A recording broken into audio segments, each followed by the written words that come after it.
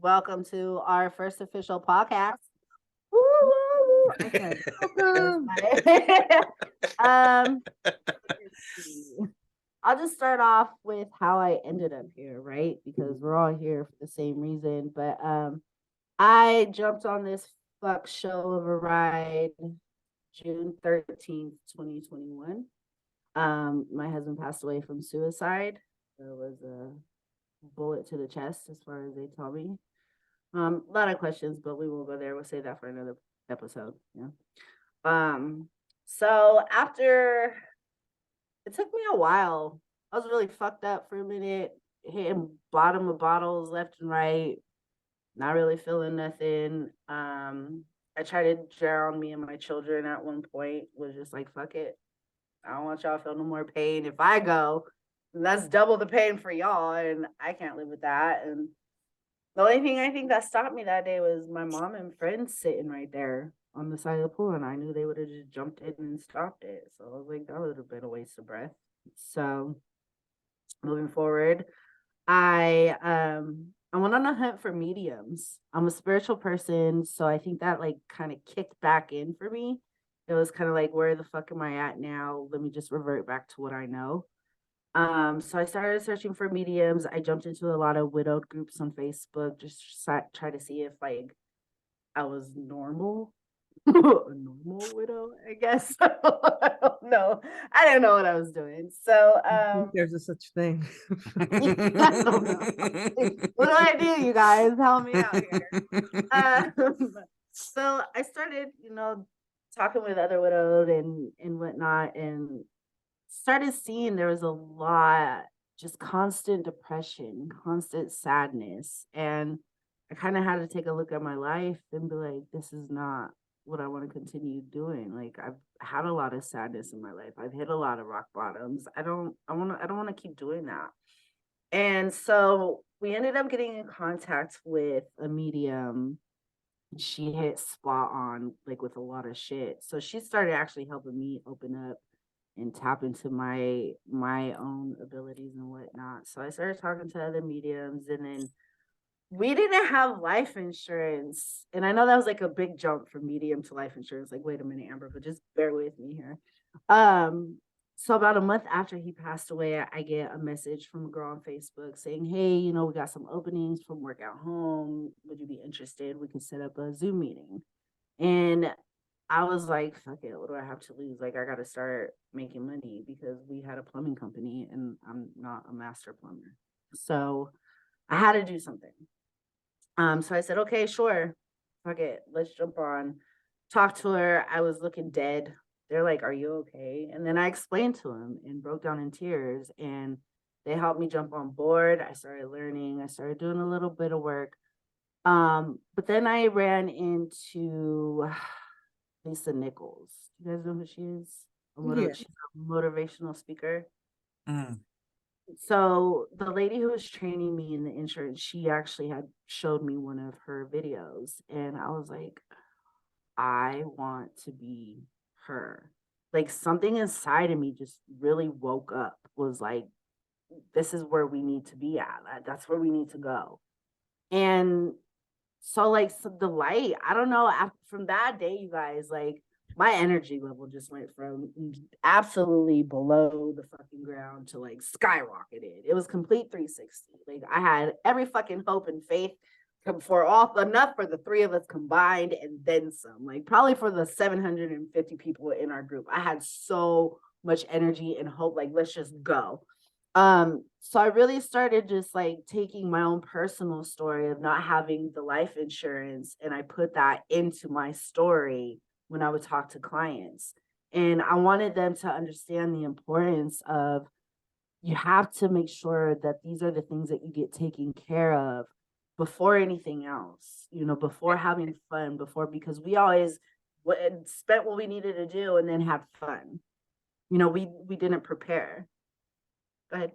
No, I just wanted to jump in and say, just when you were talking about like being prepared with the life insurance, um, because I think it's important for people to realize, don't always just count on your like employer life insurance. Yeah. Because, for example, my my husband, had paid into like the employer life insurance for like many, many, many, many years, like many years. And so when he left and started, we started talking about going into like our own business and, doing, I mean, everything with him happened so quickly that um the life insurance that he had gotten, it hadn't even taken effect yet. Yeah. And so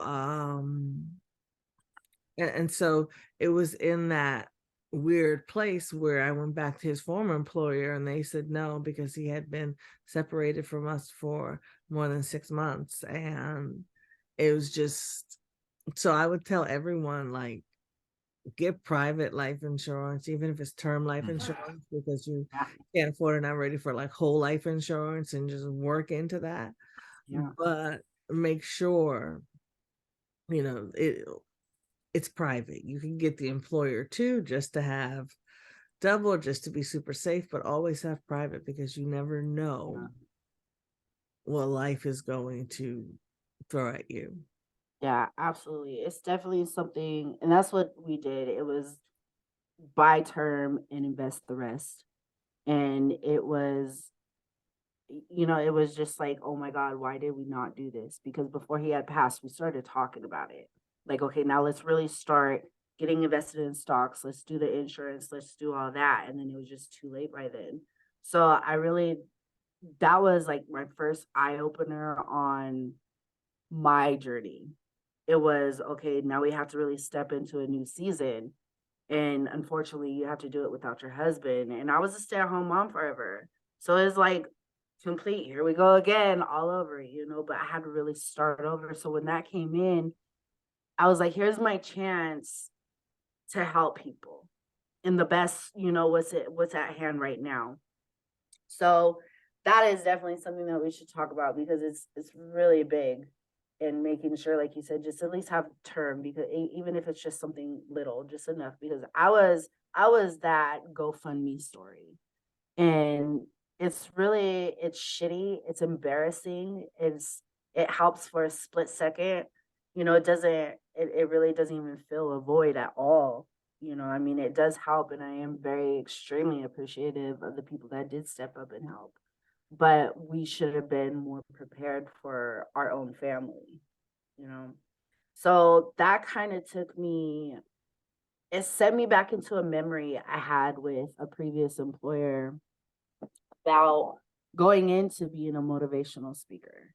And he wanted to do that as well. We would always sit down and have really good discussions and whatnot, and just try to uplift our teams and stuff. And somewhere along the line, I don't know what happened. Maybe it was the meditating I started doing. I just started doing a lot of self inventory and really cleaning out my life. And like, okay, we have to get this. Once I accepted my husband's passing, and that was a part of his journey, that's when life really started opening up and saying, okay, let's really dig deep down, and what is it that we're really here to do.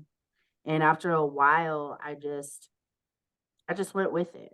I just started talking to people. I was just like, let me start studying a little bit. I had time on my hands. I just started reading stuff. Then one day, as I'm going through Facebook, through the other widowed groups, it seemed like every other story was just so sad. Like day one, day two, day three. Like, I didn't want to repeat that again. It took so long to get out of that sadness. I didn't want to go back to it.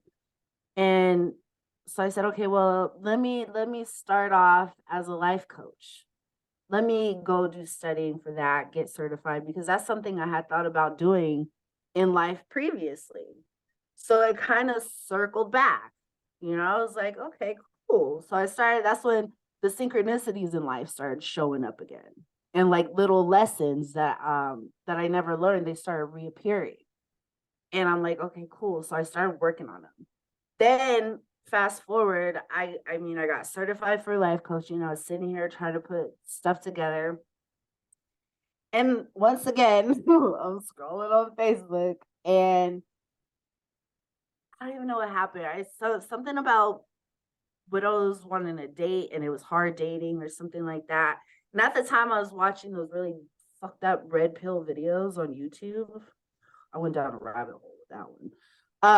But I was getting triggered and really had to work it out. But then I one day I was sitting here, I said, I wonder if we just make a group for widows to date the widowers and just put them in one group, but let's separate that that cloudy stage.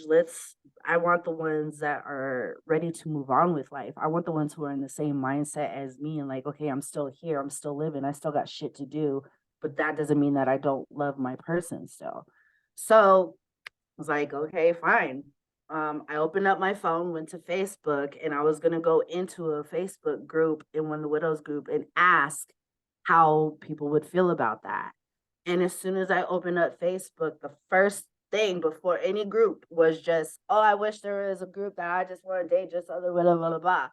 And then as I'm typing, I was like, so how would you feel? Blah, blah, blah. Here comes another comment.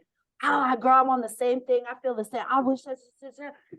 And that was my confirmation of erase your shit and go get this started right now. And I went in the other ones. I created the page. I went into the other groups. I said, hey, if this is your situation, this is how you feel. Send me a friend request or comment below and I'll let you in. And next thing I know, like I got a couple dings here over an hour, a couple hours later, a couple more dings, and then all night. And by the morning, my phone was just ding, ding, ding, friend request, friend request, friend request, ding, ding, ding, ding. And I'm like, oh my God, like okay, this is cool. So kind of, and I mean, from there is history. Like we're only here just over a month in this group, and that's really how it started. Like the whole intention was just to have uplifted widows who are ready to move the fuck on in life and just meet other people who they can understand. They don't have to explain their fucking situation over and over and over and then have to explain the emotions behind it. You guys know I don't have to explain it to you because that's the whole point, right? We just get it. So We know. yeah, and I don't know, from there it just kind of went on and each day I think about how can I make their lives a little bit brighter? Like, what is one more thing that I could do to bring them closer? What is one more thing that we can do, you know? And it kind of started becoming this whole city in my head. It was almost like we're gonna have like our own world in this world, and it just started forming and all the energies started working together and then the connections just started coming together with me and Lee Bob with this and then bringing Jillian and then me and Jillian do our thing. And I really noticed like all the self-work I've done in spiritual work I do, all the lessons I've learned, I'm like, I see it. Like all the manifestations, all the dreams I have, everything I ask for, everything I want is starting to really cultivate. And I'm just excited because when it came time to really step and put the stuff into action, you guys, I never imagined this group would grow to damn near 800 people in less than 2 months. Like that blows my mind. Even the 300 in the first 2, 3 days, I was like, oh my God, what did I do? But it, it just really I don't know, it just my soul is just aligned with my human and life just took a turn and now all I want to do is just help others that are in the same situation. I want to get us out of this stigma of oh, you're a widow and now you're rich and you're alone or you're poor and you'll never be with love or you'll find love or just all this nonsense that normies think of what widow life is, and but at the same time, my biggest goal out of all of this is to let all of us know and live the rest of our life without that everyday feeling of, oh my God, if I do something good, oh my God, if I live life again, then I'm leaving my loved one behind. Because that's not what it is. Mhm. Like we were lucky enough to have love. It's not lost. It's not, we didn't lose it. It's just Where'd I put that love? Son of a gun. I Right. was around here. Hey, If did I somebody was find that? find the keys, you find your love. I lost my phone and my wallet. Find my love. Be right back. Is there an app for that? Did the couch? Did you check the couch cushions? It's in the last place I looked for it. Well, duh. Anyways, Gotta put a tracker on it next time. Apple tracker. But it's, yeah, give me one of those little stickers. It's just and it's just, it wasn't lost. I don't know what else to say. Like, it's transitions. And the biggest thing I can get out there is just, you're still here. God still left you here for a reason, and our loved ones had to help us on our path. And the only way they could do that and finish that out was to go to the other side, because it's all energy and matter. Like, it can never be destroyed. It can never be lost. It can never be destroyed, anything like that. So I don't know. That's just why we're here, and just to build a community of like-minded people who want love again one day. But I want to make sure that everybody gets bodily and mentally healthy right before jumping back into old patterns. So yeah. Take it away, pelvic floor. Yeah, right. You see me moving around, like trying to stretch it out while you're talking. I was entertained. Yeah, I was like, oh, look. Free show. That's what, come watch Jillian work out her pelvic. Stretch it out. Yeah. There you go. That may be me in about 35 minutes. Don't worry, we'll laugh at you and then with you, but at you first. I would expect nothing less. But yeah, I'm sorry, because to go from that to talking about like how I got here, I'm just like, yeah. Let me Regroup. Because my soul went and attacked her soul and forced her here. Way to You will go. bring your spirits with me. Yeah, no, that's one thing that I like. Ever since Amber and I like met or started talking, I just think we just clicked. Yes, we just like, I think because we both have the same vision and we both have the same energy, and we feed off of each other and our ideas, and just I don't know, it's rare when you can meet someone who you guys, we just see everything, thus far on the exact same page. Yeah. Of, what we want this to be. I mean, in terms of just a place for the widowed. I mean, because let's face it, I mean, we, especially the young widow, like, no disrespect to someone who's 85, 90, and they lost their like their spouse and their significant other. I'm not trying to make light of theirs, but it's very different when you lose someone like early, too soon, go at a time when you're not supposed to lose your loved one.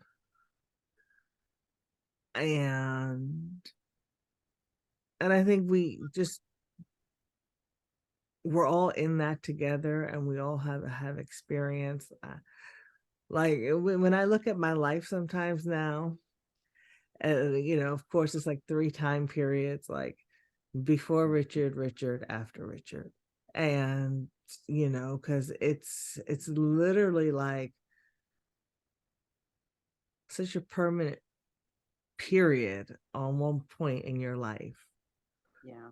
Like, the book is closed, the chapter is done, you're never going back. And to have to literally like recreate your whole life with no planning, no, it's like you have, just the rug completely swept out from under you. At least that's how it was in my case. Um, you know, and so just to have the opportunity to help people and help myself in the process to kind of recreate and start that new chapter, that new book, that new in their lives, and being a part of the healing process. And, you know, it's like the healing process and like the surviving process, the healing, but then the thriving process. And just, and I think when Amber and I first connected, that was like the vision, like I saw in my head, with this, because when my husband passed, now my husband passed of they say it's a very, very rare and aggressive blood cancer. It's called, it's a non-Hodgkin's peripheral T-cell lymphoma. And he got it in his muscle tissue. It was just very rare, and from diagnosis, he was diagnosed October 18th of 2019, and he passed January 12th of 2020. So, and when he initially went into the hospital, they just thought it was meningitis, or they just thought something. So it was quick. It really was. And I don't know, the first year, and I know that's a topic for like another time, but like the first year was just heart-wrenching. But it also made me realize that I couldn't just go back to the life that I had before, like the career that I had before, like which was teaching. I couldn't go back to that because I didn't want to just go back to a life that was without him. And so I wanted to do something different, and I wanted to take my career in a different direction. So that's when I decided to go back to school. At first I just went back to grad school to be a school counselor, and then just going through the counseling process and just learning theories, just learning application, being introduced to different forms of counseling, I just decided to do a double major in clinical mental health counseling and school counseling, because my goal, I know, I just always knew that I wanted to help people, because even as a teacher, it was just helping kids, working with kids. I feel like that was like my passion, my calling at that time. But slowly, learning more, studying more about clinical mental health counseling, it's like still helping people, but just my target population has changed. And just coming from the counseling perspective, and even just from grief counseling of someone who's actually lost someone, because I've been to grief counselors who haven't lost anybody versus grief counselors who have lost somebody. And there's a huge difference. Huge difference. So when I came across, I was a part of young widow and widowers Facebook group. I was a part of that group for, I would say, I guess ever since, I don't know, maybe April of like 2020. And just always in and out. I mean, I posted very little. I think that's one of the things that I told you, Amber, when like we first started talking. Like, I'm not much of a poster, but I'm more of like a talker. I'll talk with you about posting. And so I was always reading in that site. And after a while, I kind of felt like, not to insult anybody in that group or anything like that, but I just kind of felt it was a lot of times, it was a lot of sadness, and all that's where I was in that place. I definitely was for, the first couple of years. I mean, I could definitely like relate. I don't, I'm not trying to say that they don't have a right to voice their sadness, because I know exactly how they felt, but I just realized I wasn't in that place anymore. And I was, getting out, or thinking about like, getting out, dating, just moving on, not moving on, but just moving forward, Chapter. yeah. Opening a new book, new chapter. And because I'll never forget, one of my friends said to me, she was like, Jillian, you did not go into that ground with him. I'm sorry. Like, you did not. So therefore, you need to choose to live. Yeah. Because you don't have any other choice. So, and she was right. I was mad at her for saying it at first, but then when I thought about it, she was right. And so I had started dating, but I don't know, I just kind of felt like people sometimes don't know. I feel like we're delicate. We are fragile in the dating world. Like we really are. And I just felt like the normies could not. It just, either they were uncomfortable when I brought up my husband, or I would refer to him as my husband, and it was like this like ego thing, like they felt they were competing with my husband, or and they just didn't get it. And I remember one having to correct someone and school them on, no, I will not refer to him as my ex-husband, because he's not my fucking ex-husband. Like, I'm sorry. You did not choose this. Yes. It was just like one of those things, like, are you really defending why I should call him my ex? Like, it just was so. And then I was just like, it would be just nice to date someone that I didn't have to explain these things to. Like, I had one guy tell me one time, well, it's like, I just feel like I'm constantly a runner-up because I know that I'm only here by default. And like, I was like, just not understanding. God It put you just, here, sir. You would not be what I would normally choose. like, I just didn't feel like having to deal, because I felt like I've worked so hard to put myself into a place of like, I'll call sunshine, light. It seemed like the normies that I've dated have just brought clouds. So, just based upon their own, and I don't call it insecurities, but their own hangups, or their own like, their like, own baggage. exactly. Like, I don't have, if I say to you, yeah, today was the day my husband went into the hospital. So initially, today's the date. So no, I'm not up for doing this today. I'm not up for doing that today. And just people not understanding that, like, well, what do you mean? We're gonna have fun, and it's like, no, I'm sorry.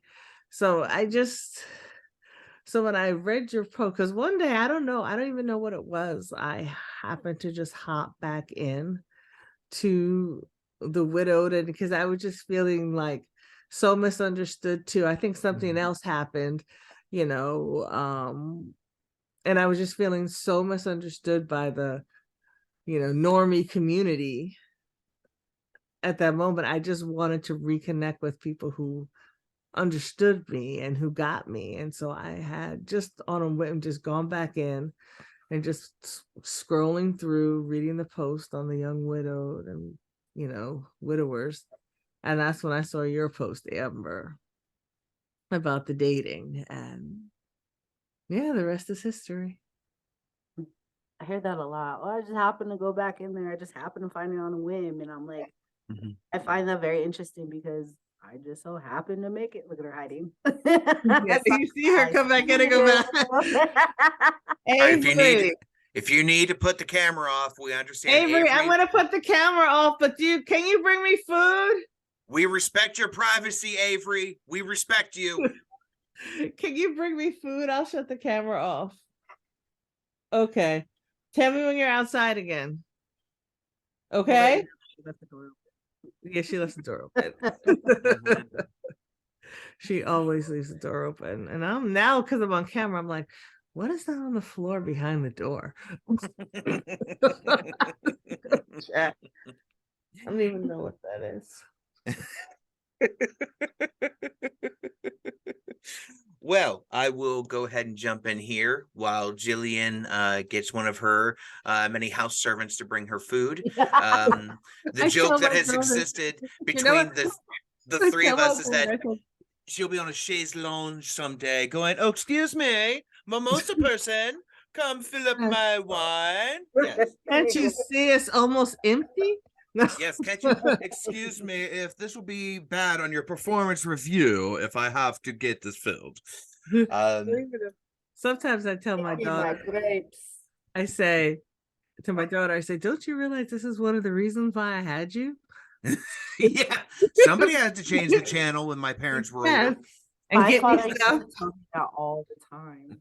Like, why don't you do it? Why do I gotta? Well, why else do you have kids? Okay, hold on, I'll turn off the camera. Hold on 1 second. Avery, Jillian, we didn't see it fall. You did great for her. We'll wait patient. Okay. Avery, you didn't make it fall. It's all good. It's all good, Avery. There you go. You're good. While Jillian is being fed, and doesn't dismiss a servant, I'll jump in here. My name is Lee. You hear me refer to as Lee Bob a couple times because that's been my nickname since 6th grade, and it is a name that has followed me everywhere. So I put it on Facebook at one point, and now it's apparently my forever Facebook name too. So I came to this group on February 7th, 2022. So I'm just over the year mark of this hellscape of mourning and grief. And that's the term I give to it is hellscape. I am a pastor at a small church in Dayton, Ohio.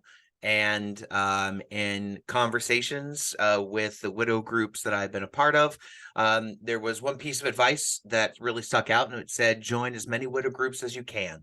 And the thought behind that was because there's so many people who have this experience that don't feel isolated, because you're not.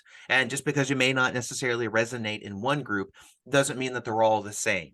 And because of that, I ended up just kind of connecting to a bunch of different groups. And into the widowed and dating group, I sojourned into there, not because I necessarily was ready for it, but because I thought I was. And what I mean by that was, for about a month, I was on Bumble, and that's another spectacular whoopsie on my part.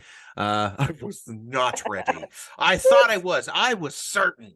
I was I wrong. see you as that little baby, and then wrong room, run out. Yeah, it's like I just learned to walk. I'm gonna do a marathon. Oh shit, I shouldn't be here. A lot to quote the meme, mistakes were made. And so I was like, okay, obviously I'm not at the space I was, but there was a draw there for something. Somehow there was a draw. And so I'm like, well, maybe I need to listen better. Maybe I need to listen to those who are in a different state. Maybe there's some insight for me to glean from their experience. And so that was how I trundled my way into the Facebook group. And then Amber went live. She started the Facebook live sessions, and And at one point, her and Jillian, I think, are talking, and I'm, adding comments because I can't shut up for my life.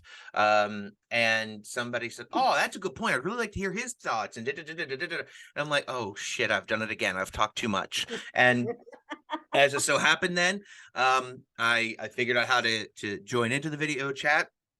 And much like Jillian said, with her connection with Amber, as Amber and I were talking, literally spontaneously, it felt very comfortable, felt very much at ease. And I was like, "Oh, well, this is pretty nifty."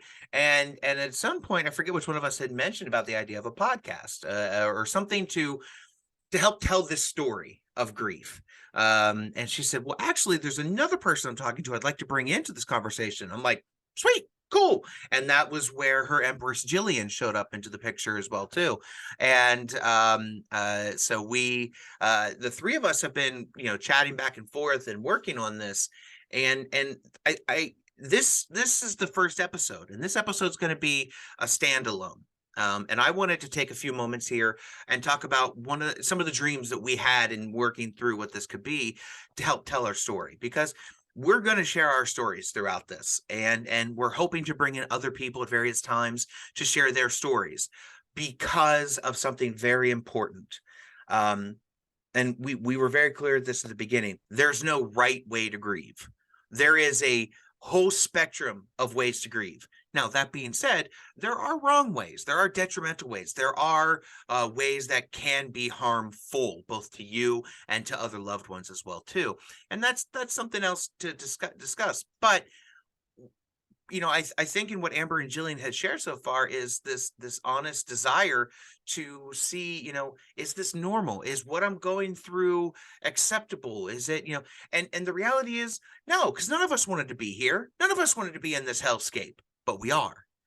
And the way we process this grief, these struggles, is unique to who we are. And so we wanted to destigmatize it, I think is the word that Jillian had used that I really liked, is to destigmatize what this is, to show that, yeah, life is hard, and then we grieve, and it makes it even harder. Dear God in heaven, why? And one of the things that I really appreciated about the interactions with the three of us is there's a wide array of experiences, both prior to grief and during grief, and where we are now. As I said at the beginning, I'm a pastor. Whilst I am a more progressive pastor, typically when people hear the word pastor, nobody thinks of a pastor who is grieving. Nobody thinks of a pastor. Don't worry. Sorry, Avery, Jillian, Jillian, you lied to your daughter. You said you wouldn't put her on camera. Avery, on behalf of this group, I am sorry. I will try to blur you out when I do the video edit so that you're not seen. I will do my part. She's very happy right now about that. I will do everything I can, Avery. I'm the editor of this. I will work to make it so that you're just a blur of existence, or maybe just a smiley emoticon that just walks in with food. I'll do what I can. Thank you. You're welcome. Maybe I'll do that muffled voice of, and then she said, "Thank you." Something like that. We'll see.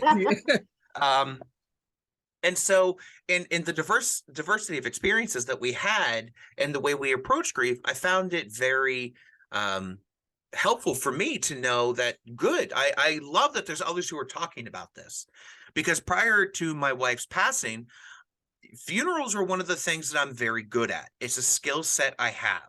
Each pastor has a particular set of skills. Mine is in grief. It was in death. And even as I went through it, and I'm still going through it, there are things I felt and experienced where I was like, okay, this is what I've watched others do. This still hurts.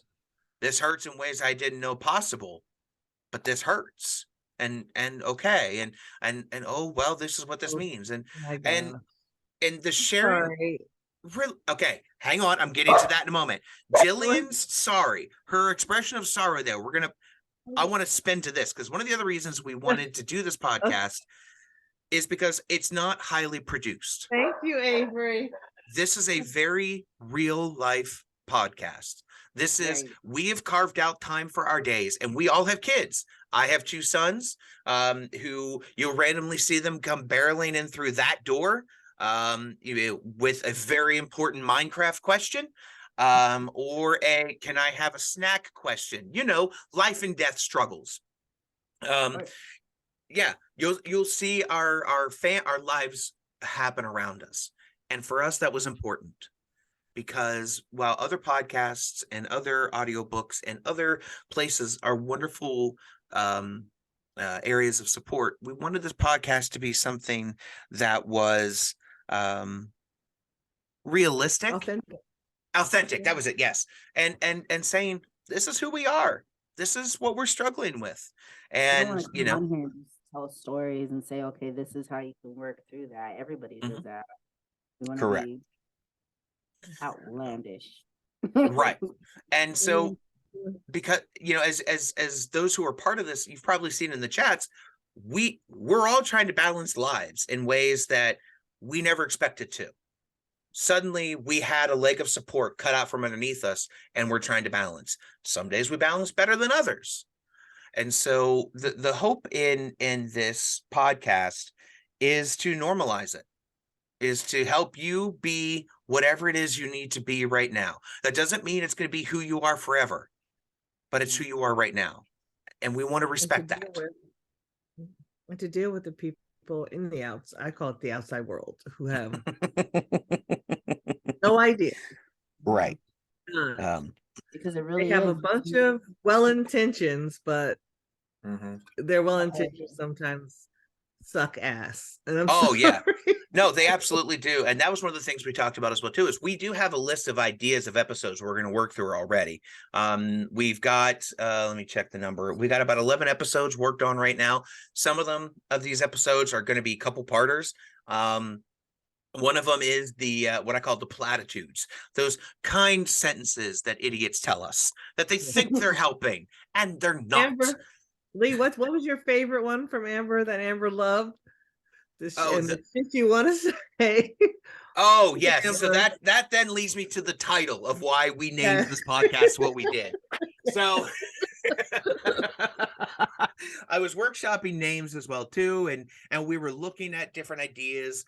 And one was grieving in everyday life, living grief, widowed brain, grief sucks. All these are good ideas. But there was one I just randomly typed, and it was and other things you want to say when grieving, meaning all the times we want to swear and scream and just say, please shut the fuck up. For the love of God, you've helped nothing. You made all the work I did to this point suddenly go out the door so you can feel better. And I want to tell you, if I could hit you with a bat right now, I would. I wouldn't feel bad now. I might later. And other things you want to say. Now put flip-flops on and go walk on glass. Yes. But to title the podcast that didn't necessarily feel appropriate necessarily. So the idea of chrysalis was one that I had spoken of actually in the sermon today, in doing the work for the week. And it's this idea of transformation. It's what was once become something different. And while it looks different, it's still part of what its DNA was to become what it became. And so we thought the idea of chrysalis would be a good one. Also, I did a quick search. I didn't find any podcasts with this name. So by God, we might be one of the first. So woo! I did a quick search. Yeah, not extensive. So I'll take what we can get. And we're going to do this both in a video format and an audio format as well, too. It'll be the same episode. So, yes, if you do the audio, that's great. You'll get to hear our sultry voices as we talk to you about grieving. And if you get to watch us, you get to watch our wonderful sultry voices be conveyed through a microphone. But we want this to. I hope you don't hear me eating. No, it's okay. Listen, and but they get some lovely food porn from you. Yeah, we get that, and also whenever you bring in your various food servants. Oh, excuse me, food person. I need some more kiwis, please. Thank you. Could you soften them up for me? I have a delicate palate. Just a tad. Just a tad. I want to also reflect to everybody, and then I'll shut up after this part so we can transition to the next thing, which is Amber, Jillian, and I have been talking together for about a month at this point. We have gelled very quickly, very well. We bust on each other, we pick on each other, we make each other laugh at various times as well too. And my hope is that for those who come into this process, I hope you feel empowered to put yourself out there a little bit, because the three of us wouldn't have met each other had we not been open to at least talking to other people. And it is hard. It is hard to answer, well, how are you today? Well, I got out of bed and I got dressed. There, you fucking happy with that? Doesn't sound good. But whenever we started talking, we kind of got the fact that sometimes just getting out of bed, whoo, that's a legendary action right there. Yeah. And so my hope, my hope is in hearing how we interact, realize we all just met each other literally about a month ago. And this is where we are because we've insisted on being authentic with each other, and because we've been willing to push ourselves to be open as well too. So I'll shut myself off there, because God knows I'll talk about something else at some point.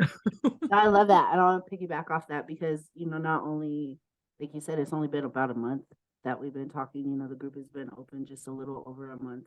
And in a short amount of time, not only like our will to just want to, our will was like, we'll say, okay, get up and take this first step.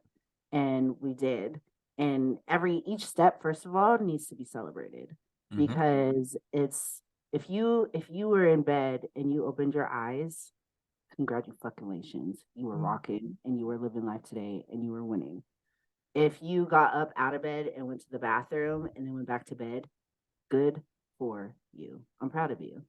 Like every little thing that you do from here on out, I don't even care if you're 10 years down the road from it. Like everything you do, you need to celebrate for yourself, because it's so easy just to say, you know what, fuck this. I don't want to live whatever this is without my person. And it's so easy just to give up, whether it's just drinking day to day, whether it's smoking yourself, or if it's to the fucking extreme and taking yourself out. It's every step you take from that moment, like, is to be celebrated. So if you're here with us now, like, I fucking commend you. I love you. Welcome here to your new compound. Welcome to the shit show. You are one of our writers, and we love you and we got your back. And with that said, though, Lee Bob was talking about, let's, oh my gosh. See, this is why I take notes. Everybody's probably seen me do this. I take notes. Just so I can keep track of what the hell I'm talking about at some point. Start taking notes. Look, I need to learn from Lee Bob, take more notes. But I just want, it was along the lines of, we get up, we do stuff, but it's also, we're here to do this together. And the energy, here we go, it's coming back. The little month that we spent together, that's not widow brain, it fucks with you, okay? The little time that we spent together, not only the fact that we were like, okay, you know what, I know I can't keep living like this. Let me go try to talk to people, go find like-minded people. And we were able to connect. But I think a lot of it, the energy and the vibes between us, and like Jillian said, like we had that same vision of what we were looking for in life, because we had a shared vision, all three of us, right? Just look how it's connected. Lee Bob is a pastor. Jillian is a counselor and going into psychology and all that. And I am now a life coach. Like together, that makes a magnificent safety platform. I feel like that really creates a strong foundation for anybody on this ride to come into, because not only can we sit here and make fun of each other and have a good time knowing this all out of love, and there's no ill feelings, and we're all coming from this fucking door. And I love the whole hellscape thing, right? Because when you say that, I picture going down the elevator, opening up the door, and the little devil secretary is like, wait, you went too far, you got to go up one level. And that's the escape, just above hell, right? And then when we get off, like, there's all these people like, what the fuck? Yeah. Like, what, who, what?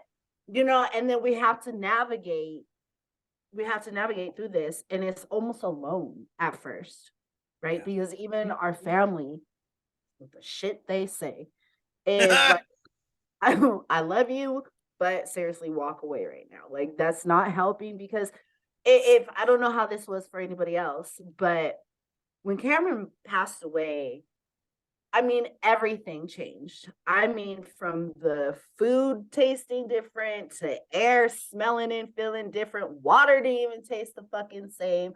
I didn't eat for months. I wanted nothing to do with it. I'm like, he can't eat. Why the fuck should I be able to eat? You know, it was just everything. Our house looked different, even though it was exactly the fucking same. Everything was just completely different. And nobody around me could understand that. And that was the hardest thing, where I just kind of like put myself away. I was like, you guys, you're not even speaking the same goddamn language as I. You're not understanding anything. You know, so you kind of just back away from that. But after a while, it was just like, okay, I have to go find my tribe. Like, enough is enough. Obviously, I'm still here. God ain't gonna call me home anytime soon. And unless I do it myself, and I ain't got the balls to do it, I'm here. So, and you know, I probably would. If I didn't have my kids, I probably fucking would. But at this point in life, I wouldn't, because I now know more. I've hit my maturity level. Unfortunately, it was a little too late without him, but it is what it is. And this is where I'm at. And this is what God said you need to be at. Do I need to be mature? Because if that's the case, I'm screwed. I don't do mature very well. I know we don't. I know you don't. Yeah, I can't imagine. I can't imagine you maturely. I would be like, what have you done with Lee? And who is this? Yeah, I'd be calling for help. Something is wrong with you, Bob. We need to Lee help. was him. super serious. He didn't laugh for 20 minutes. He's got something going on. I think he's on something. I don't know. Was it too many Minecraft questions? I don't know. I think we need a wellness visit for Lee. Right. Remind me to get your guys' addresses after this, so I can make sure I have we can make sure we have it to check on Lee. Should he ever become a serious adult? Listen, just send Tim Hortons to me and I'll be fine.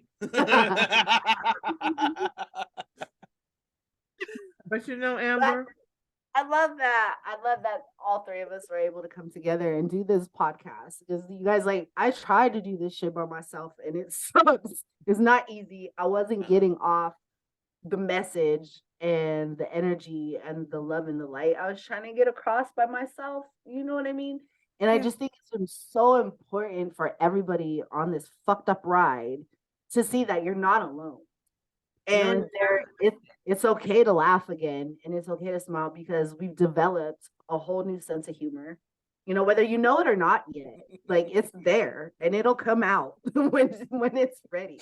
But I just feel like we're here to just help guide that. yeah, and you know, because it's funny. It goes with Zach. You know, Amber, when we were talking about doing this together, I mean, seriously, I mean, like look at us, because this can be isolating, right?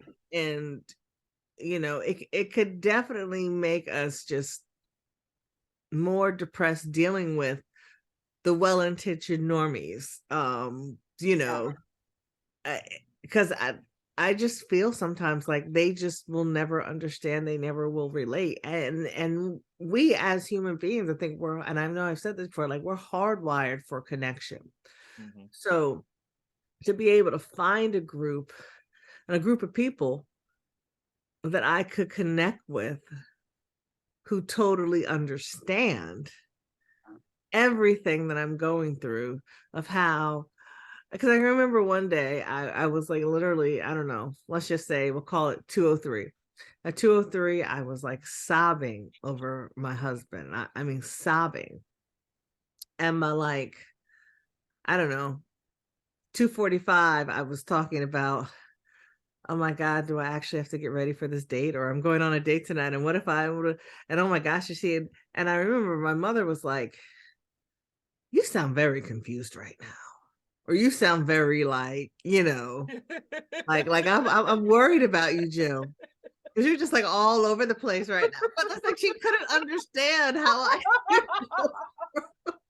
one to the Like, other. But congratulations, Mom. You've just won the Understatement of the Year award. Congratulations. Please come to the stage and let's hear this acceptance speech. Go for it.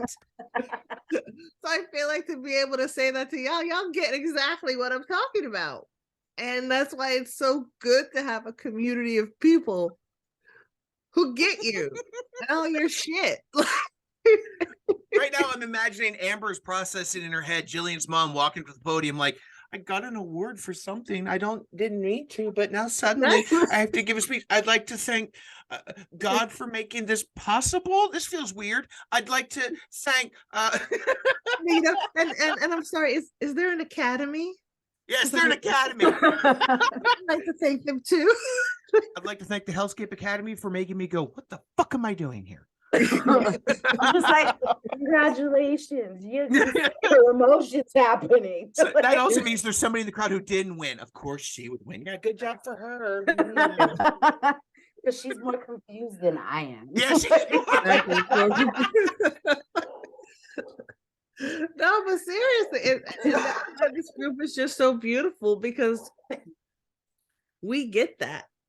Like, you don't know how many times I've heard, well, I don't know how you could say that you miss your husband, but at the same time, you're talking about going over here and like sleeping with this guy. And like, okay, one has absolutely nothing to do with each other. Mm-hmm. Here's my response. Don't understand that. A question to answer that question. Does it make sense for a man to say he loves his wife, but he's going to go sleep with that lady? Can you comprehend that? No, well, you can't comprehend my situation either. Yeah. There you go. Like, see, and that's one of the other things too, that for this, one of the reasons I was drawn to this particular widow group, the Widowed and Dated, that I've appreciated, and it's not that the other groups don't do this. I never sensed the community that I've experienced here so quickly, which was, it is very clear that we all have different worldviews, that we don't agree on everything, but we insist upon caring for each other. And frankly, in a world that is so eager to divide and fight, we have decided, you don't have to agree with me. I'm still going to love and support you. Why is it in death we found a place of hope? Because realistically, that's what I hope the world would be, where, yeah, we may not agree, but I insist on helping. I insist on supporting. And that was why I felt drawn to this particular community was, yeah, we're all slightly batshit crazy, and we'll talk about various groups and that have come about because of our group, you know, the 2.0, the not quite 2.0, you know, all these groups where it can go from, you know, being somebody just being very bereft in a moment and people just championing that we're here for you, to 5 minutes later, suddenly there's nudity on the chat. Why? Because why the fuck not? There's some boobs. Yeah. Because somebody said boobs by accident on purpose. And suddenly and you know what? Somebody went, oh no. Let me ask you, Lee. Yes. Because I was wondering, I said, I need to ask someone from like the 2.0 Gone Wild 2.0. Did y'all do anything for Mardi Gras?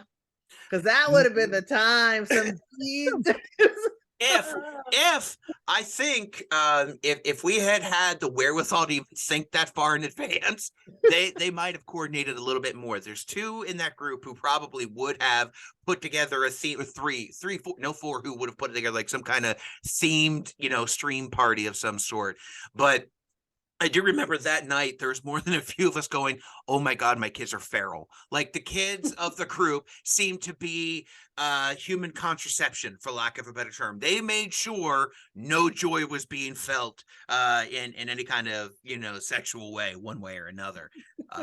But that night was particularly feral's the best word I can come up to describe it. But no, we did not that I'm aware of. Now, individually, they might have, but as an entity, no, 2.0 didn't do anything. And again, that group texts a ton. They are supremely active. I go back and read them like, okay, where the hell did I leave off? Sometimes I'll put a thumbs up. Can't catch up. Sometimes I put a thumbs up just like a bookmark. Okay, I read to here. Done. Good. Now I'll catch up. Bookmark. Okay, here, go. Then they're doing like this for 5 Uh-huh. minutes, just trying to Yeah. find that bookmark. Which, by the way, a guy doing this for 5 minutes does not look very good. I'm just going to point that out. That's a terrible image. Not a good look. No. For those of you on the audio podcast, I made it look like masturbation. Continue. No, when you do We're that, gonna you call have to talk about him in masturbation third broken. person. Yeah. Grabbed his hand, made the masturbation motion. The masturbation emoji just now popped up on the screen. I lived it out.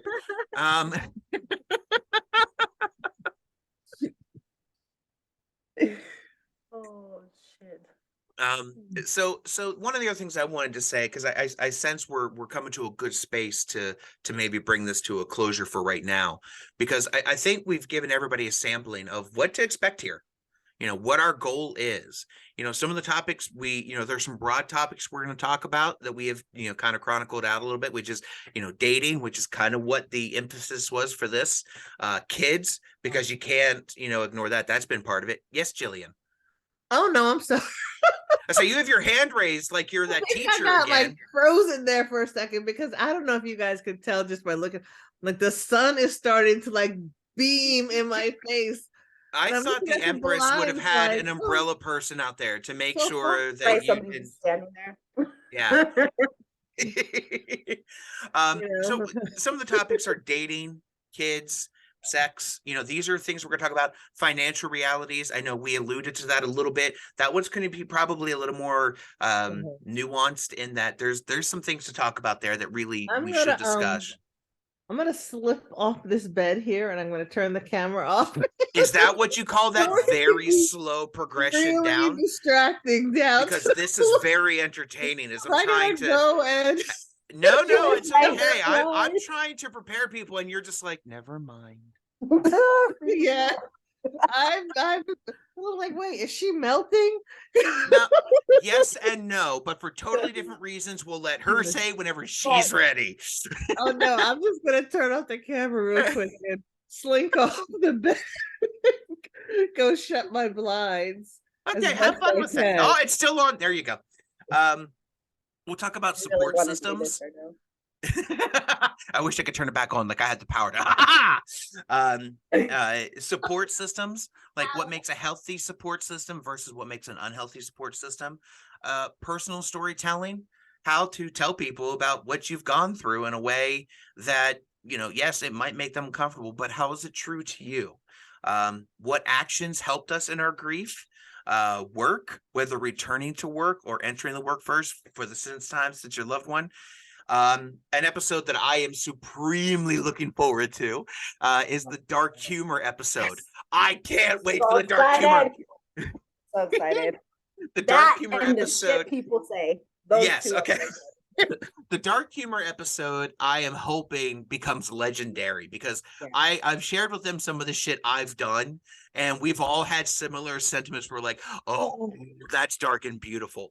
And I've seen other people share, and so we might solicit some submissions to that one, by the way. Yes. And then there's also some people should. That's definitely one. Like, if you're not ready, we may put a disclaimer before that one. Like that not trying to offend anybody. Yeah, that one I might have to put a disclaimer in our title for that but one. This whole show just needs to be a disclaimer because there's going to be a lot of things that we pop off that a lot of people may take sensitive. I'm really good at stirring pots. No, nobody noticed that, Amber. I mean, I've looked at your posts. At no point have you gone, well, let's just see what happens if I do the F. Yeah.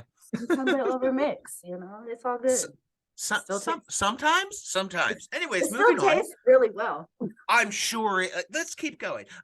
Then there is self-care after loss, what it means to kind of recreate yourself, but then also a healthier version. And then future planning, because as Amber said, we didn't have some plans. My wife and I had conversations, so I knew what she wanted. But beyond that, there was no advance directives. There was no funeral plans, and one of the ways we had talked about that episode would be, what will we tell our past selves to be aware of prior, as a way of preparing? The idea is this is supposed to be an everyday kind of life podcast of what grief is, but there's other things that we've learned that we wanted to share, and hopefully as a community we can work that up. So I think that's the last of what I felt like I needed to say today, which is amazing that I can shut myself up now, but I will. One of the things that I wanted to add, and it's funny because when the word disclaimer was used, I think it just jumped right into my mind, because I feel like this is like one of our disclaimers, or the disclaimers. Like, we're always going to try and be very sensitive and respectful to an extent. But if we ever come across as not being such, or not culturally aware, or something that we don't know or understand, or even if in your culture you have a different way of experiencing grief and you'd like to share about that, I mean, please let us know. As we're always open to learn different things and more things. But just always, if there's something that we say that triggers something in you, or you just want to speak out, or just contact us. And just always, though, assume the best intentions. And we are human, and I'm going to probably put my foot in my mouth several times and say things that maybe I shouldn't have said, but I will. and we all know Lee will. He's not here to say it, but we all know Lee is bound to put his foot in his mouth at some point. Yes, my son just decided to inform me that start dinner. That's what that little post-it note right there. He very casually, start dinner.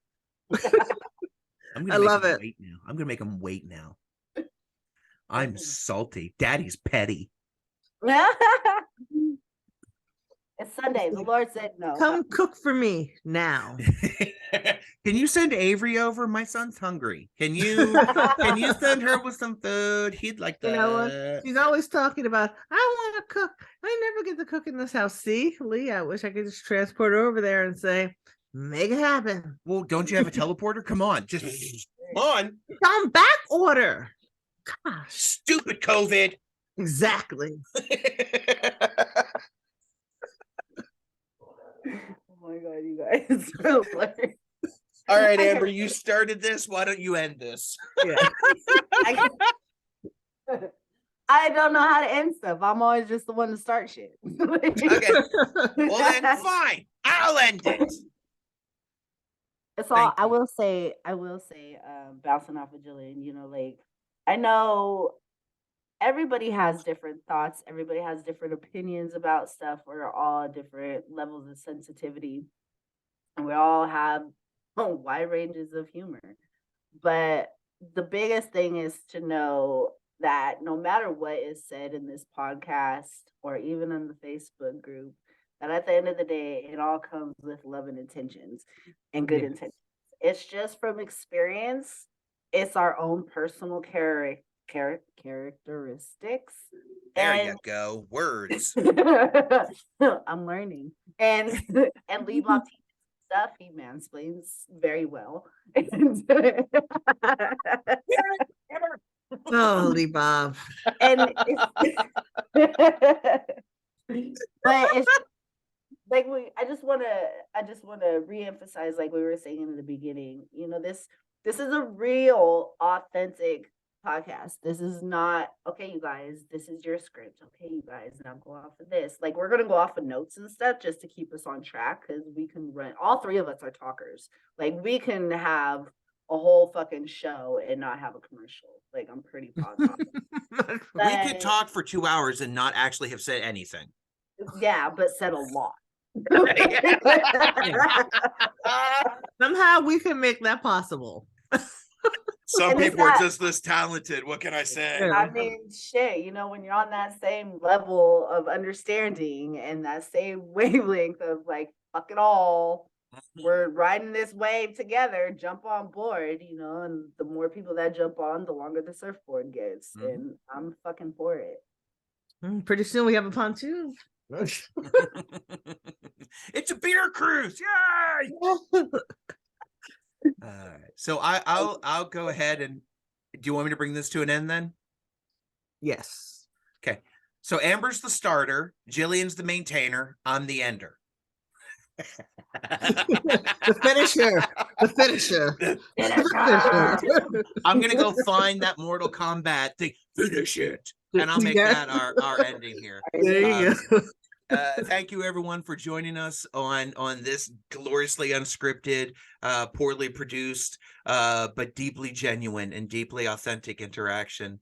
It is our hope that as you go through this life of grief, whether you call it a hellscape or torture or however you experience it, that we can somehow help you get to your next breath, because sometimes that's all you can do. We're thankful that you trusted us to be part of this, and we do not take this responsibility lightly. We care, and we want you to feel cared for as well. Thank you.